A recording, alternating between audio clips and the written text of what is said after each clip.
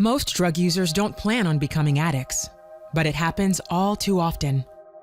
Amy Lambert was stunned when it happened to her. Her story begins when she was 10. She grew up in a Christian home. Then, her parents divorced.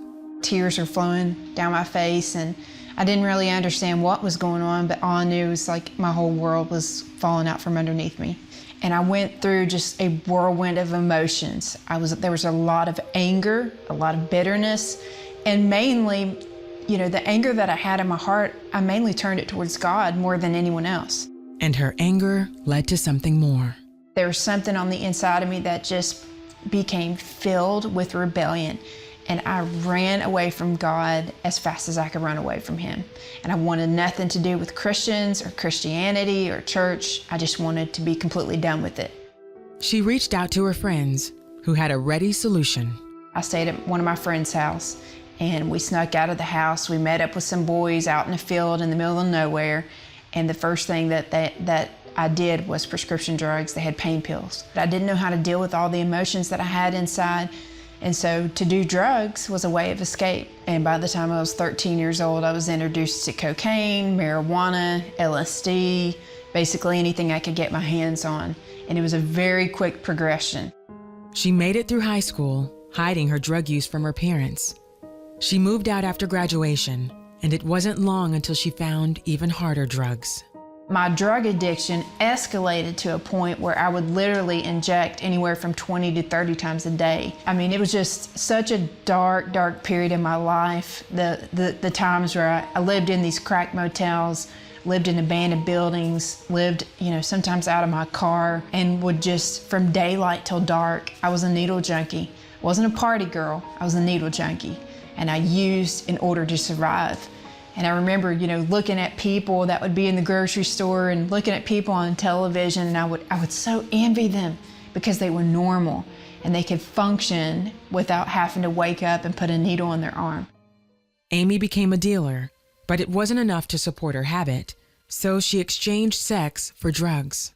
I think about being this young teenage girl who got involved with a drug dealer that was about 55 years old, and he basically became my sugar daddy. And there were moments in the darkness that only God knew about where I would cry. I would literally be in these moments where tears would be coming down my face, and I would be in the moment, and in my heart, I would be saying, God, rescue me from this. I do not want to live this lifestyle.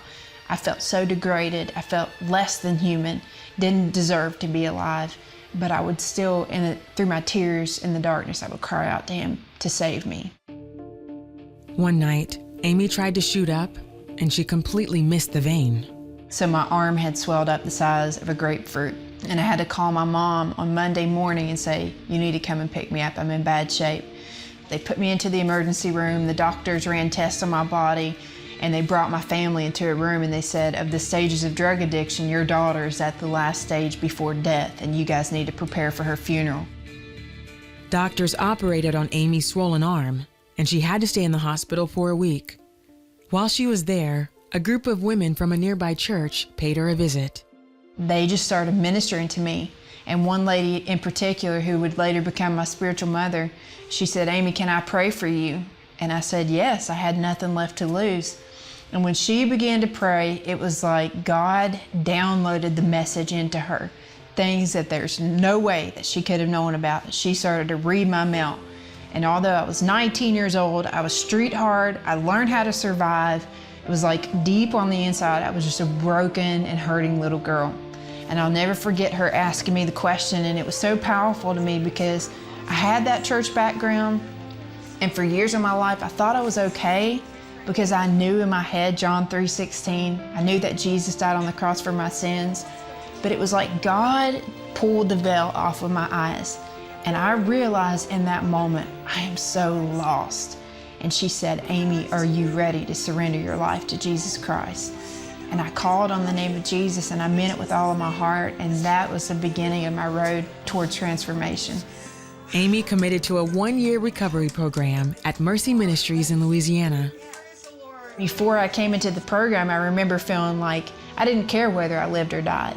I just had this guilt and this shame that just hung on me But I came to this realization, no, he really does have a hope and a future for my life. 5 years later, after working with several other ministries, Amy started her own recovery outreach, Hope Uprising. She speaks to thousands of young people every year who are hungry for the life-changing message of the gospel. But I tell you right now, the greatest decision I ever made was to give Jesus everything, the good, the bad, and the ugly. I remember many nights where I would be in these crack motels and I flip on the television and there's Christian television and it was like penetrating me. It was speaking directly to me. And one thing that I can say is that you are turning on this television broadcast for a reason and for a purpose. And if Jesus Christ can save my life and deliver me from multiple addictions, then he can do the same thing in your life.